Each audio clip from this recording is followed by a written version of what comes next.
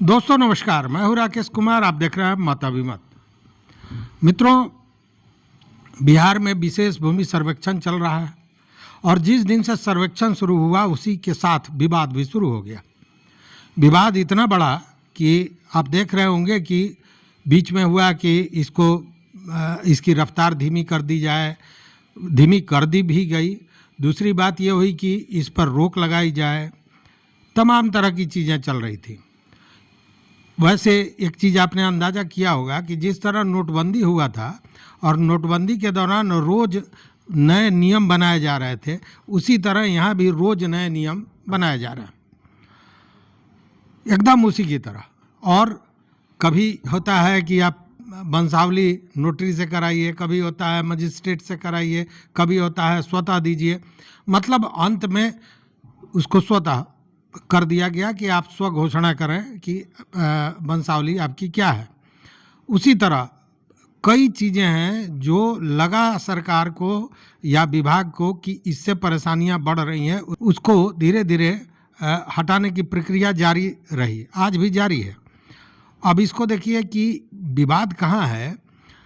इस पर बाज़ाब्ता जो मंत्री हैं उनका भी कई बार बयान आया है। उन्होंने कहा है कि नहीं, सर्वेक्षण तो होगा, बहुत बड़ा काम है। लेकिन अब मामला जो ये था कि क्या सर्वेक्षण होगा या बंद हो जाएगा, यह मामला अब गंभीर होता नजर आया है। अब इस बात को बड़ा समझिए, गौर से समझिए। चूँकि ये सर्वे होगा या बंद होगा, ये मामला अब गंभीर हो गया है। गंभीर होने का कारण यह है कि पटना हाई कोर्ट में, मैंने कल भी अपने वीडियो में बताया था कि एक जनहित याचिका दायर की गई है। और आपको बता दें कि पटना हाई कोर्ट में जनहित याचिका दायर की गई है और अब उस पर कार्रवाई भी होगी, मतलब उसकी सुनवाई शुरू हो जाएगी। एक अधिवक्ता हैं पटना हाई कोर्ट के, राजीव रंजन सिंह, उन्होंने यह केस दायर किया है, PIL दाखिल किया है और उन्होंने कई तरह की त्रुटियों का खुलासा किया है।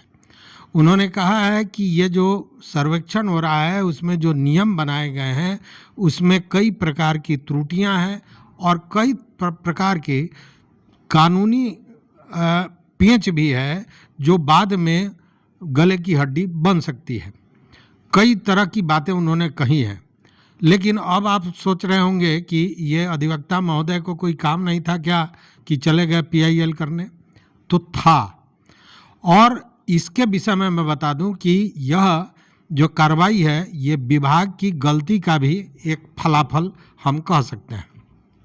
गलती ये कि इन्होंने जो गलतियां थीं, जो त्रुटियां थीं, जो इनके समझ में आ रहा था, उस हिसाब से इन्होंने बाज़ाब्ता जो राजस्व एवं भूमि सुधार विभाग है उसके मुख्य सचिव को और अपर मुख्य सचिव को पत्र दिया था और पत्र के माध्यम से उन सारी चीज़ों की जानकारी मांगी थी। लेकिन हुआ ये कि विभाग के तरफ से जो मुख्य सचिव हैं और अपर मुख्य सचिव हैं, इनके तरफ से अधिवक्ता महोदय के पत्र का कोई जवाब नहीं दिया गया, कोई संज्ञान उस पर नहीं लिया गया। जब अधिवक्ता महोदय को ये लगा कि विभाग इस पर कोई बात करने को तैयार नहीं है तो मजबूरन उन्होंने जनहित याचिका दायर की है। आप देख रहे होंगे कि इसको लेकर तमाम जगहों से इसका विरोध शुरू हो रहा है और तमाम जगह से विरोध का स्तर जो है और उग्र होता जा रहा है।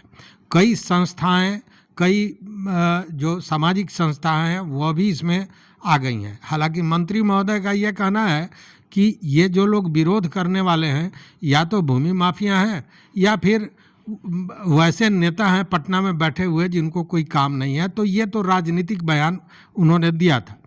लेकिन जब उनका ये राजनीतिक बयान आया था तो आपको याद होगा कि कांग्रेस के एक नेता हैं शकील अहमद साहब, उन्होंने बाज़ाब्ते एक चैनल पर इंटरव्यू में ये कहा कि मंत्री महोदय ये बात कर रहे हैं, उन पर भी आरोप है कि उन्होंने एक सरदार जी का ज़मीन कब्जा कर लिया था।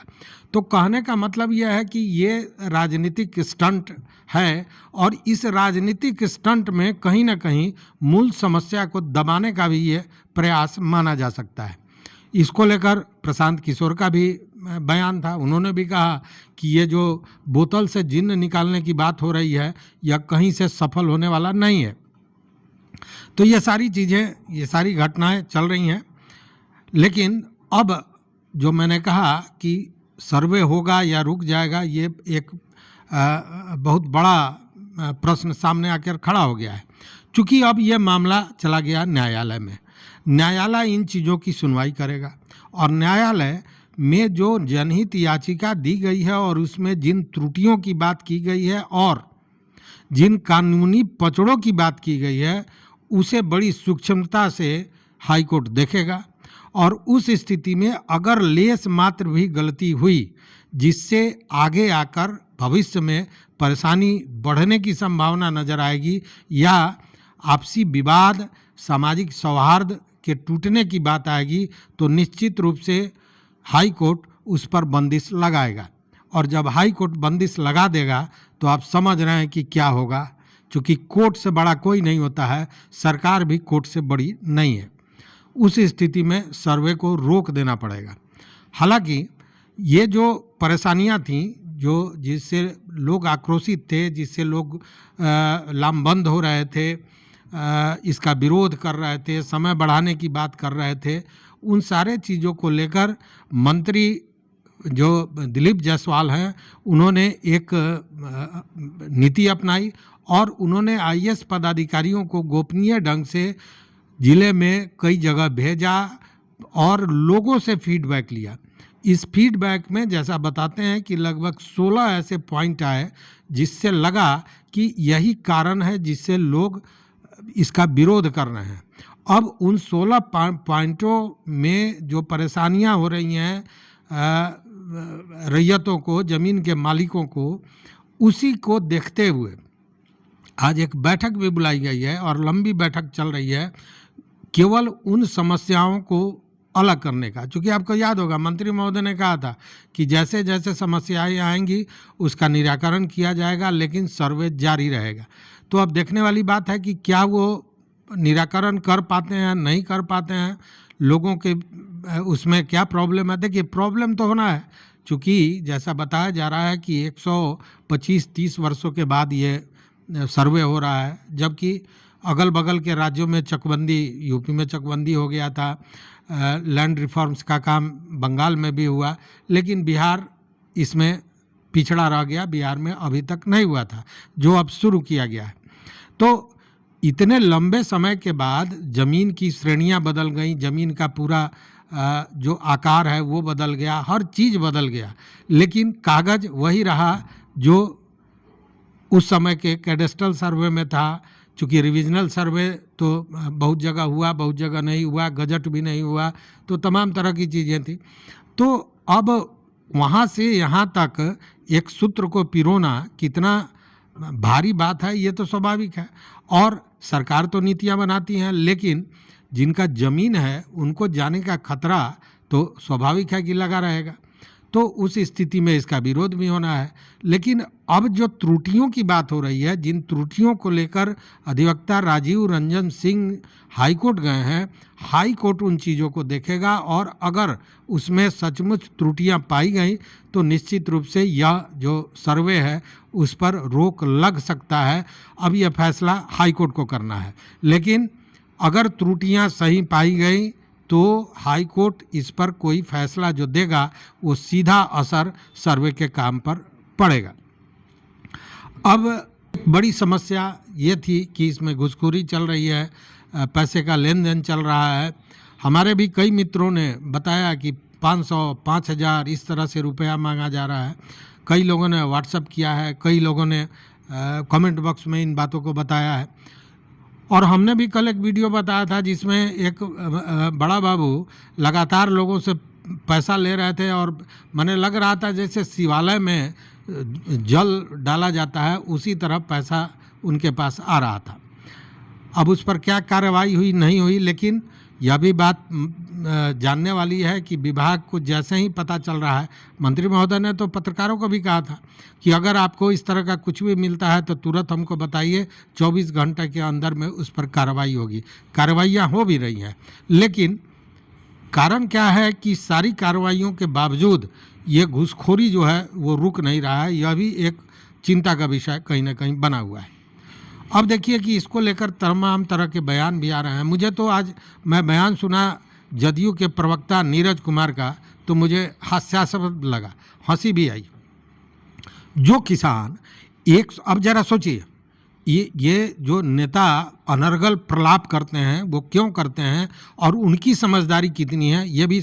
अरे नीरज कुमार से उनका आधार नंबर पूछ लीजिएगा तो नहीं बता पाएंगे, सच्चाई यही है। और वो 130 बरस पुराने कागजों को सूत्र जोड़ने के लिए, खोजने के लिए, उसकी व्यवस्था करने के लिए अगर लोगों ने मांग की कि 1 साल इसको बढ़ा दिया जाए, डेफर कर दिया जाए, आगे 1 साल तक रोक दिया जाए, 1 साल के बाद किया जाए, इस बीच में सारी कागजों की व्यवस्था कर ली जाएगी, तो वो कह रहे हैं कि 1 साल ये लोग क्या करेंगे, ओम शांति का पाठ करेंगे।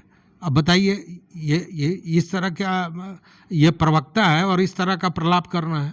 दूसरी बात कहते हैं कि अब तक जो सरकार रही उन्होंने इन चीज़ों को नहीं देखा, यहाँ भू सर्वेक्षण नहीं हुआ, भूमि विवाद बढ़ते चले गए। तो साहब 25 वर्ष से तो आप भी हैं, तो आपने क्या किया? 25 वर्ष से सोए हुए थे कि आपको याद, मैंने पंडित जी ने कहा था कि 2024 में ही इसको शुरू करना है, उसके पहले नहीं करना है, ऐसा तो नहीं था। तो जब आप थे तो आप शुरू में ही कर लेते, तो ऐसा तो आपने किया नहीं। तो ये अलग, जरा सुन लीजिए इनकी बात सुन लीजिए, आपका भी सर दर्द होने लगेगा मेरी तरह। सुनिए इनकी बात। 1 साल के बाद मंत्र का जाप कर लेगा 1 साल तक, ओम शांति ओम शांति बोलेगा। तैयारी करने की बात करिए। तैयारी क्या तैयारी होता है भाई? जमीन सर्वे अगर बिहार का नहीं हुआ तो दुखद है ना। पड़ोस के उत्तर प्रदेश में चकबंदी हो गया, पश्चिम बंगाल में भूमि सुधार का काम हुआ। जिन लोगों ने इस बिहार में राज किया उन लोगों ने सर्वे का काम नहीं करवा करके भूमि विवाद की बुनियाद को मजबूत किया। क्या हालत है? बाबा परबाबा के नाम पर जमीन है, कोई कागज नहीं, कुछ पता चलता है। कितनी परेशानी है। बक्सर से लेकर के भागलपुर के दियारा का इलाका का लोग जमीन नहीं बेच सकता है। इसलिए नहीं बेच सकता, बख्तियारपुर में 2 भाई के बीच विवाद हुआ, हाईकोर्ट चला गया और हाईकोर्ट ने कह दिया कि आप जमीन नहीं बेच सकते, असर्वेक्षित लैंड उसको घोषित कर दिया। तो सुना आपने।